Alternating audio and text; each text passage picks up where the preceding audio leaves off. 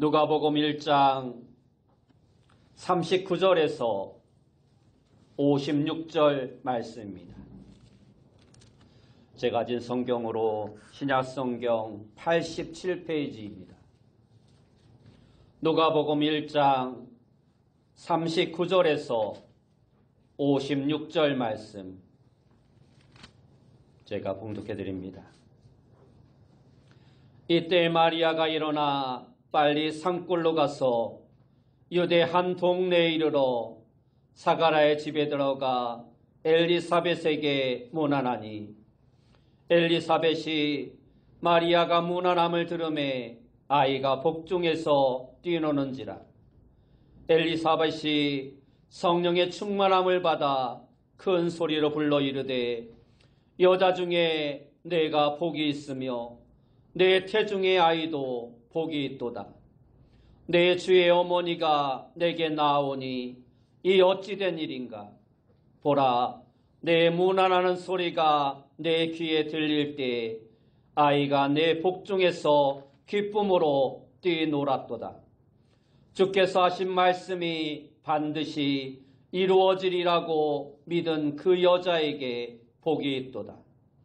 마리아가 이르되 내 영혼이 주를 찬양하며 내 마음이 하나님 내 구주를 기뻐하였음은 그의 여종의 비천함을 돌보셨음이라. 보라, 이제후로는 만세의 날을 복이 있다 일컬으리로다.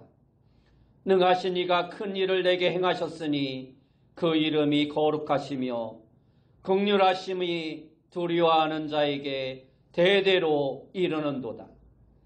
그의 팔로 힘을 보이사 마음의 생각에 교만한 자들을 흩으셨고 권세 있는 자를 그 위에서 내리치셨으며 비천한 자를 높이셨고 저리는 자를 좋은 것으로 배불리셨으며 보좌는 빈손으로 보내셨도다. 그 종 이스라엘을 도우사 긍휼히 여기시고 기억하시되 우리 조상에게 말씀하신 것과 같이 아브라함과 그 자손에게 영원히 하시리로다 하니라. 마리아가 석 달쯤 함께 있다가 집으로 돌아가니라. 아멘. 우리 옆에 분들과 인사합시다. 만나서 반갑습니다. 다시 한번 인사합시다. 오늘도 큰 은혜 받읍시다.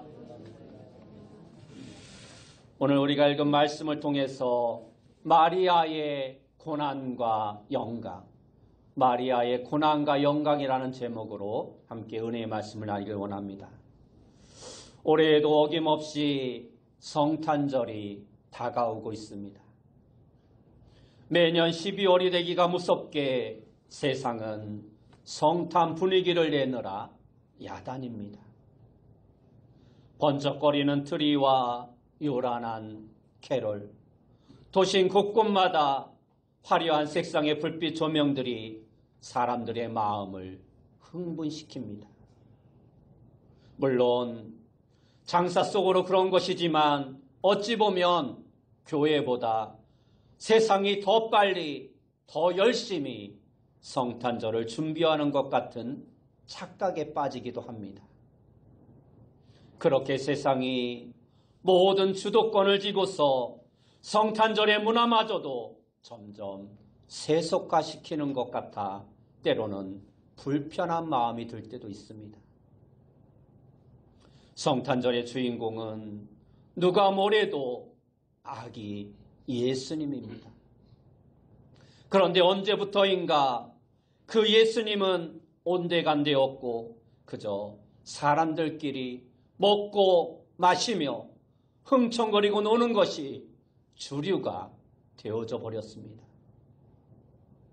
그래서 마치 성탄절은 1년 중에 제일 기쁘게 노는 날, 제일 즐겁게 노는 날로 낙인 찍혀버린 것 같이 느껴집니다. 그러나 이러한 세상 문화와 달리 우리 그리스도인들에게 있어서 성탄절은 1년 중 가장 경건하게 보내야 할 신앙, 부흥의 계절입니다. 또한 가장 열심히 복음을 전해야 하는 전도의 계절이기도 합니다. 오늘날 교회와 성도들이 이러한 모습을 세상 가운데 확실히 보여주는 것이 중요합니다.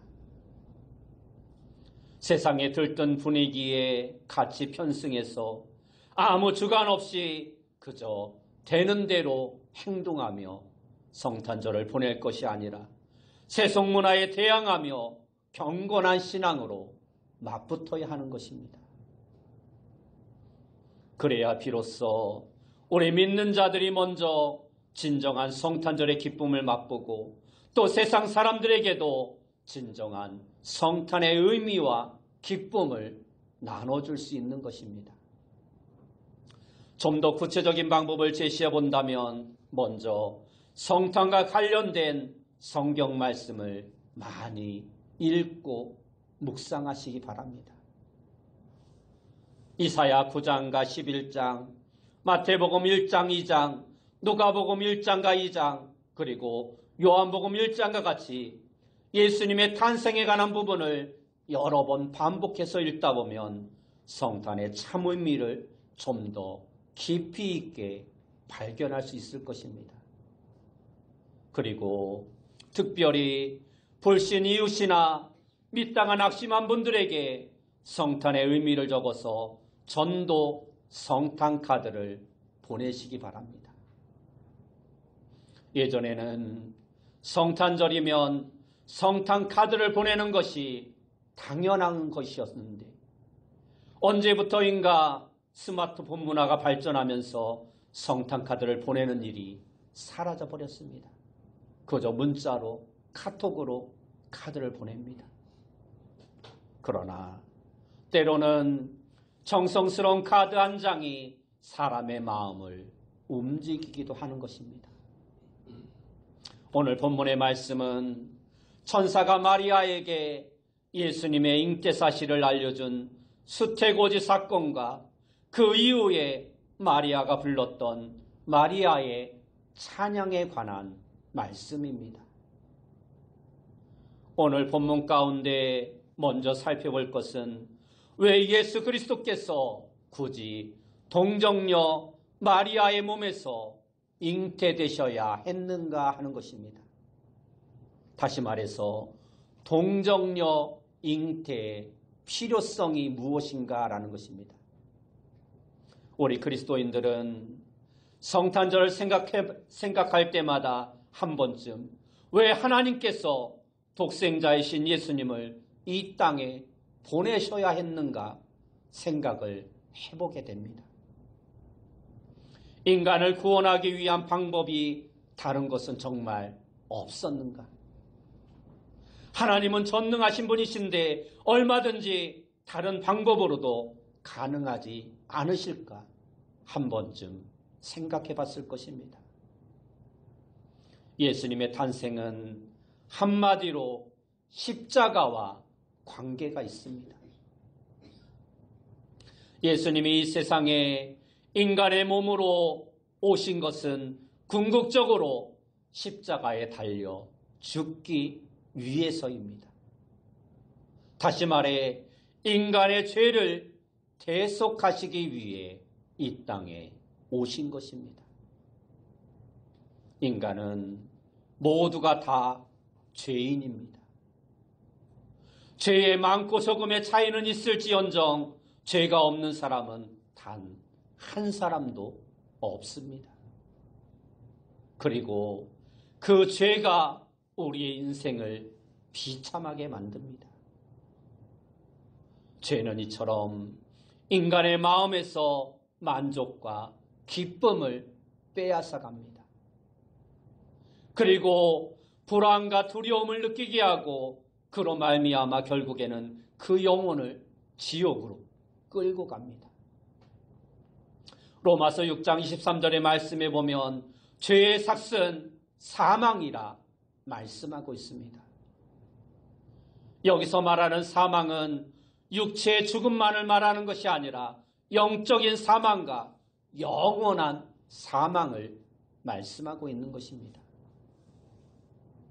이처럼 죄는 우리의 인생을 철저하게 파괴합니다. 따라서 인간에게 있어서 가장 근본적인 문제는 바로 이 죄의 문제라 말할 수 있는 것입니다.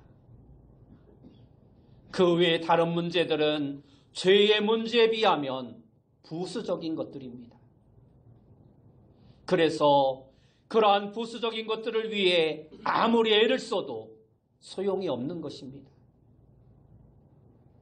물질을 많이 소유해도, 아무리 출세해도, 세상 향락을 아무리 누린다고 해도 인생의 근본 문제가 해결되지 않기 때문에 사람들의 마음은 늘 무엇인가 비어있는 것처럼 공허하고 두려움과 공포와 불안함에 살아갈 수밖에 없는 것입니다. 그러면 이러한 인간의 죄 문제를 해결하기 위해서는 어떻게 해야 할까요? 그것은 단 한 가지 방법밖에 없습니다. 바로 죄값을 치르는 것입니다. 그래서 성경 히브리서 9장 22절 말씀에 보면 피 흘림이 없은즉 사함이 없느니라 하고 말씀하고 있는 것입니다. 죄의 값을 해결하기 위해서는 반드시 그 죄의 값을 치러야 하는 것입니다. 하나님은 공의로우신 분이시므로 죄를 그냥 지나치실 수 없으십니다. 반드시 죄값을 물으시는 분이십니다. 그런데 또한 하나님은 사랑의 하나님이시므로 인간이 직접 그 죄값을 치르고 멸망당하는 것을 차마 보지 못하십니다. 이 두 가지 상황을 잘 조화시켜서 구원의 길을 제시하신 것이 바로 대속의 원리라는 것입니다. 그래서 하나님의 아들이신 예수님이 인간의 몸으로 이 땅에 오셔서 인간의 죄값을 대신 담당하신 것입니다. 그것이 바로 십자가의 대속 사건인 것입니다. 그런데 십자가에 달려 인간의 죄를 대속하기 위해서라면 반드시 인간과 같아져야 했던 것입니다. 그리고 또 한 가지가 있는데 그는 죄가 없어야 했다라는 것입니다. 그래서 완전한 인간이며 완전한 죄가 없는 그분만이 대속을 이룰 수 있는 것입니다. 말하자면 하나님의 아들이라도 인간의 몸으로 이 땅에 오셔야 했고 이 땅에 오셔야 하지만 죄가 없는 모습으로 오셔야 했다라는 것입니다. 그러기 위해서는 남녀의 관계를 통해서 태어나면 안 됩니다. 왜냐하면 남녀의 관계에서 태어나면 자연적으로 원죄를 물려받을 수밖에 없기 때문입니다. 그래서 예수님은 이 원죄 오염을 방지하기 위해서 부득이 동정녀의 몸을 통해서 잉태하셔야 했던 것입니다. 또한 동정녀 중에서도 정혼한 여인이 가장 적합했습니다. 왜냐하면 당시 이스라엘 사회의 역사적 배경에서 보면 정혼한 여자는 그 순결성에 대해서 공적으로, 법적으로 보증이 되어 있었습니다. 그래야 예수님이 태어나도 아버지가 없는 사생아가 되지 않을 수 있었던 것입니다. 고대 이스라엘 사회에서 정혼이라는 제도는 법적인 효력을 가질 정도로 매우 철저하였습니다. 정혼은 우리가 알고 있는 약혼이라는 제도와 같은 것이지만 법적인 효력이나 규범에 대해서는 훨씬 더 강력하였습니다.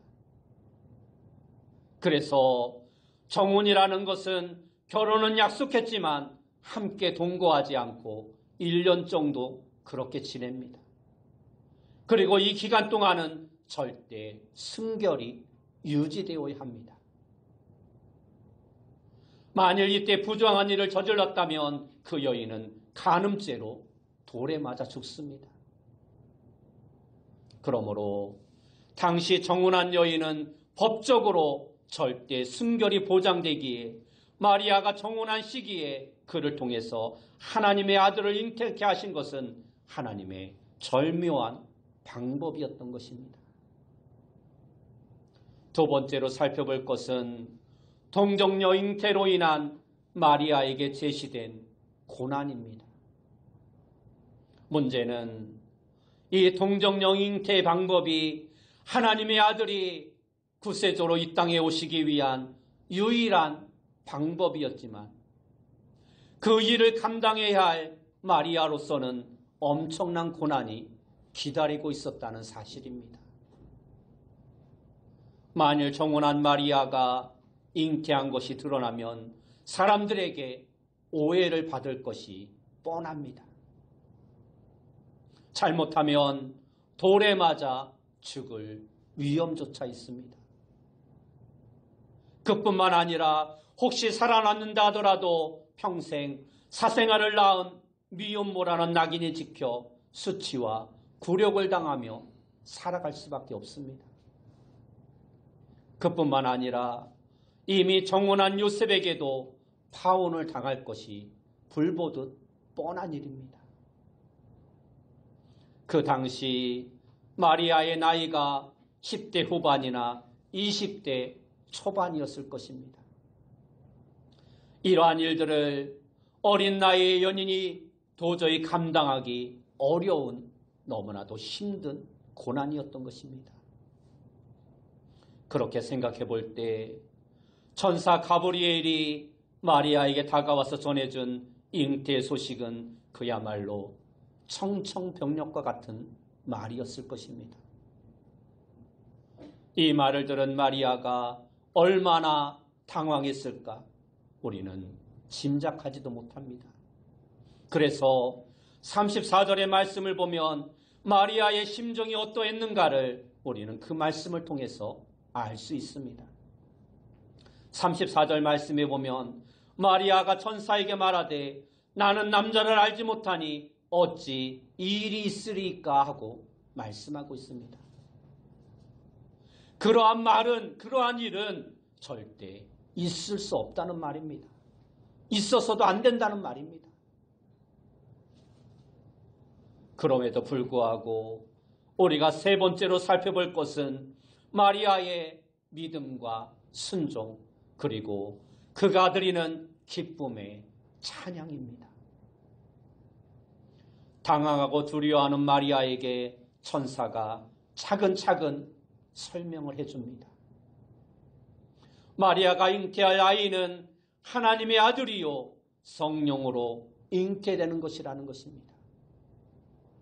하나님은 전능하셔서 충분히 그렇게 하실 수 있다며 그 예로서 마리아의 친척이었던 엘리사벳을 들어 설명해 줍니다. 엘리사벳은 이미 나이가 많아 잉태할 수 없는 상황이었으나 그가 잉태하였다라는 것입니다.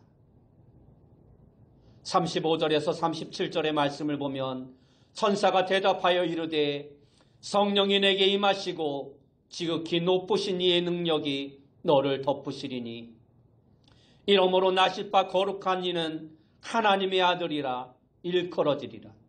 보라 내 친족 엘리사벳도 늙어서 아이를 배었느니라. 본래 임신하지 못한다고 알려진 이가 이미 6달이 되었나니 대저 하나님의 모든 말씀은 능하지 못하심이 없느니라 하고 말씀하고 있습니다. 그런데 놀라운 것은 천사의 이 말을 듣고 마리아가 한 고백입니다. 38절 말씀에 보면 마리아가 이르되 주의 여종이 오니 말씀대로 내게 이루어지이다 하매 천사가 떠나가니라 말씀하고 있습니다. 여기서 마리아는 자신을 여종이라 말하고 있습니다. 이전 개역 성경에 보면 계집종이라고 번역하였습니다. 이전 번역 성경이 좀 더 원문에 가까운 뜻이라 말할 수 있습니다.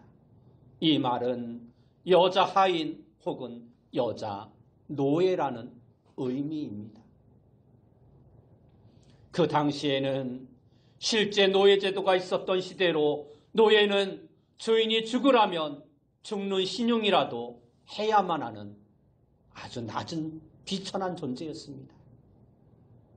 말하자면 지금 마리아는 하나님의 종으로서 하나님의 말씀에 절대 순종하겠다라는 것입니다.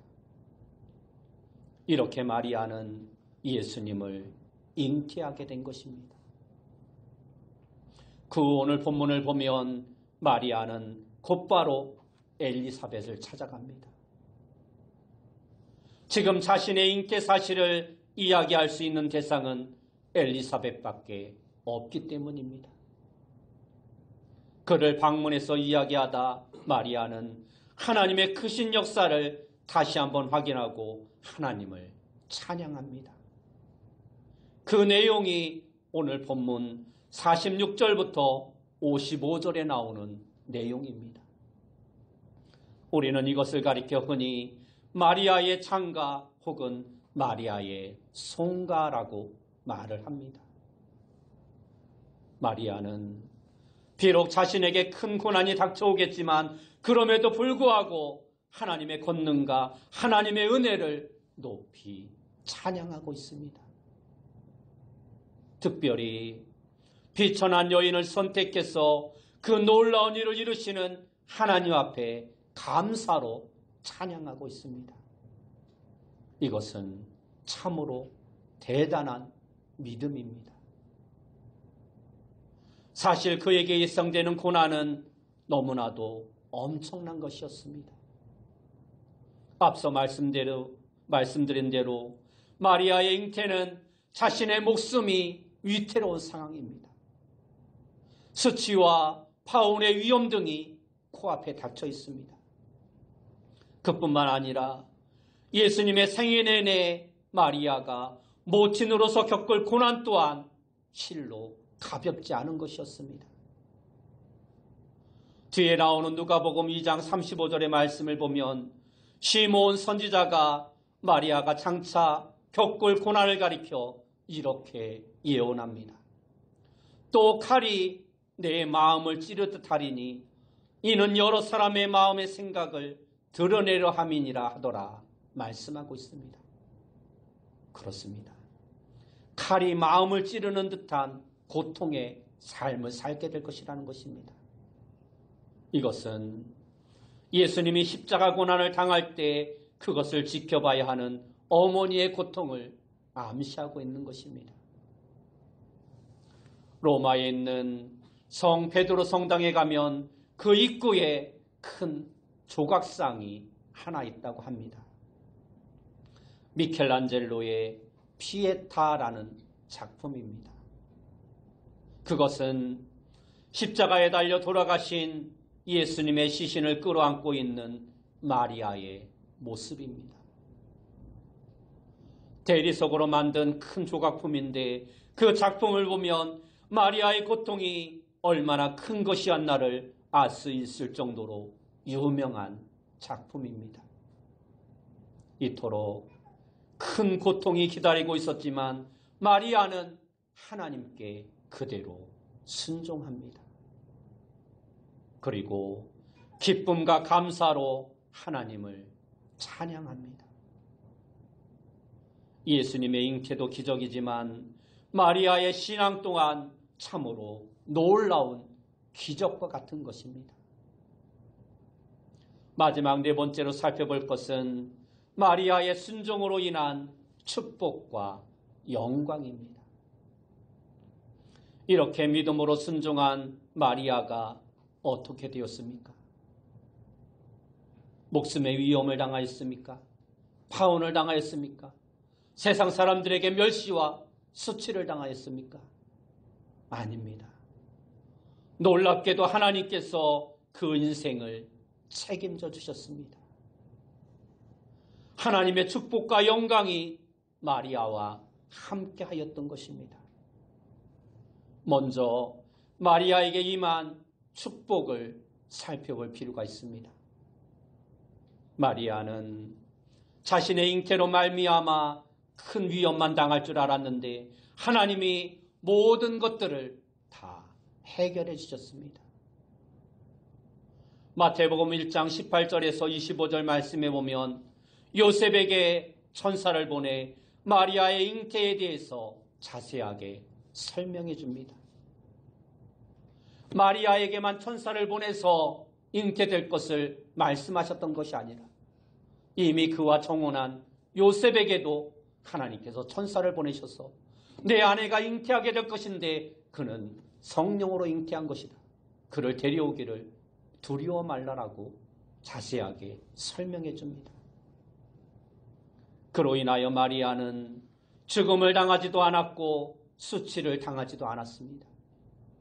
요셉이 천사의 말을 그대로 믿고 마리아를 찾아가 보호해 주었기 때문입니다.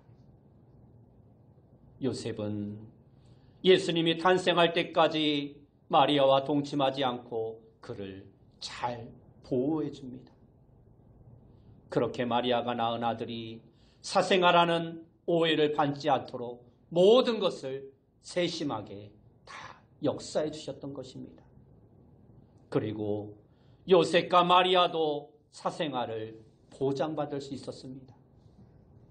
그들의 결혼에 있어서 전혀 문제가 생기지 않도록 하나님께서 모든 상황들을 다 역사해 주셨던 것입니다. 물론 그 후에 헤롯 왕의 핍박 등 여러 가지 어려운 일들이 있기도 하였지만 오히려 그들은 예수님 때문에 철저한 보호를 받습니다. 그들이 가야 할 곳까지 하나님께서 천사를 통해 다 지시해 알려주십니다. 여기서 우리는 중요한 한 가지 교훈을 얻을 수 있습니다. 그것은 우리가 하나님의 말씀에 순종하고 하나님의 뜻을 따르면 절대로 손해보지 않는다는 사실입니다. 하나님이 우리의 모든 것을 책임져 주시기 때문입니다. 그러므로 말씀에 순종하는 신앙은 우리 인생에 있어서 절대 무거운 짐이 아님을 우리는 깨달아 알아야 합니다. 신앙생활의 때로는 우리에게 부담으로 여겨지기도 하지만 사실 정반대로 그것이 오히려 우리의 인생을 붙들어주는 경우가 많습니다. 그래서 예수님께서도 마태복음 11장 29절과 30절 말씀에 보면 나는 마음이 온유하고 겸손하니 나의 멍에를 메고 내게 배우라. 그리하면 너희 마음이 쉼을 얻으리니 이는 내 멍에는 쉽고 내 짐은 가벼움이니라 말씀하고 있는 것입니다. 이러한 이야기가 있습니다. 아프리카 어느 지역에 선교사가 새로 부임하였습니다. 처음 부임하여 지리도 잘 모르고 아무것도 아는 것이 없기에 현지인의 안내를 받아야 했습니다. 그런데 어느 날 강물을 건너게 됐는데 현지인이 선교사님에게 큰 바위를 안겨주면서 그것을 들고 건너가라는 것입니다. 맨몸으로 강을 건너기도 힘든데 어떻게 바위를 안고 강을 건너냐 이상하게 생각했지만 할 수 없이 그대로 따랐습니다. 그런데 강물 한가운데쯤 도착하자 선교사님은 그 이유를 깨닫게 됩니다. 물살이 하도 세서 만일 바위를 안고 있지 않았다라면 물살에 휩쓸려 떠내려갈 수밖에 없었다라는 것입니다. 큰 바위돌이 짐이 아니라 오히려 그를 지켜주는 안전장치였던 것입니다. 우리 신앙도 마찬가지입니다. 말씀대로 순종하면 하나님이 보장해 주시고 책임져 주십니다. 우리는 그것을 짐이라 생각하지만 그것이 짐이 아닌 오히려 안전장치인 것입니다. 그러므로 가장 지혜로운 사람은 하나님의 말씀을 그대로 듣고 순종하며 사는 자입니다. 여러분도 오늘 마리아의 이러한 신앙을 잘 배워서 말씀대로 순종함으로 항상 승리하는 하나님의 축복을 받아 누리는 귀한 성도님들이 다지시기 바랍니다. 두 번째로 마리아에게 임한 영광입니다. 마리아는 인류 역사상 여인 중에 최고의 영광을 얻습니다. 물론 이 영광은 가톨릭 교회에서 주장하는 것과는 근본적으로 다른 것입니다. 가톨릭에서는 마리아를 신성시하며 숭배의 대상으로 여기며 성모 무죄인 개설, 성모 승천설 등을 주장하기도 하고, 성모는 하나님의 어머니이기 때문에 우리의 기도를 받으시기에 합당하더라고 이야기를 합니다. 그러나 이러한 것들은 우리 개신교에서는 받아들여지지 않는 비성경적인 내용들입니다. 마리아도 우리처럼 죄인일 뿐이며 예수님으로부터 대속의 은총을 받아야 했던 한낱 여인에 불과했던 것입니다. 그럼에도 불구하고 마리아의 영광은 참으로 대단한 것이었습니다. 오늘 본문 43절 말씀에 보면 엘리사벳은 마리아를 보고 이렇게 고백합니다. 내 주의 어머니가 내게 나오니 하고 말씀하고 있습니다. 그렇습니다. 마리아는 온 인류의 구원자로 오신 예수님의 육신의 어머니가 된 것입니다. 여기서 우리는 또 하나의 교훈을 얻을 수 있습니다. 그것은 주님의 고난에 동참하고 주일에 헌신하면 하나님께서 영광을 예비해 주신다라는 것입니다. 이처럼 우리가 피동적으로 당하는 고난이 아니라 주님을 위해 자반적인 고난에 헌신하면 우리에게 하늘의 영광이 있어지게 되는 것입니다. 그래서 로마서 8장 17절과 18절 말씀에 보면 자녀이면 또한 상속자 곧 하나님의 상속자요 그리스도와 함께한 상속자니 우리가 그와 함께 영광을 받기 위하여 고난도 함께 받아야 할 것이니라. 생각하건대 현재의 고난은 장차 우리에게 나타날 영광과 좋게 비교할 수 없느니라 말씀하고 있습니다. 그런데 솔직히 우리가 이러한 영광은 부러워하지만 주의 고난에 동참하고 헌신하는 것은 남의 이야기일 때는 쉽지만 내 이야기가 되면 너무 어려운 것이 현실입니다. 그러므로 우리는 항상 성령님의 도움을 구하며 살아가는 자가 되어야 합니다. 내 힘으로는 불가능하지만 성령님이 함께 하시면 우리에게 모든 것이 가능한 것입니다. 나는 부족하고 연약하지만 성령님이 나를 주장하시고 인도하시면 우리는 모든 것을 할 수 있게 되는 것입니다. 이제 며칠만 지나면 성탄절입니다. 거룩한 성탄의 계절에 오늘 마리아의 고난에 관한 말씀을 마음속 깊이 새기며 마리아의 믿음과 순종을 본받아 여러분 모두가 하나님이 주시는 축복과 영광을 받아 누리는 귀한 성도님들이 다 되시길 예수님의 이름으로 축원합니다. 기도하겠습니다. 사랑하는 주님, 우리 모두가 오늘 마리아와 같이 때로 우리에게 하나님의 말씀에 순종하는 것이 고난과 환난처럼 느껴질지라도 그 뒤에 있을 영광과 축복을 바라보며 순종하는 삶을 살아가는 자 되어줄 수 있도록 인도하여 주옵소서. 예수님의 이름으로 기도드리옵나이다. 아멘.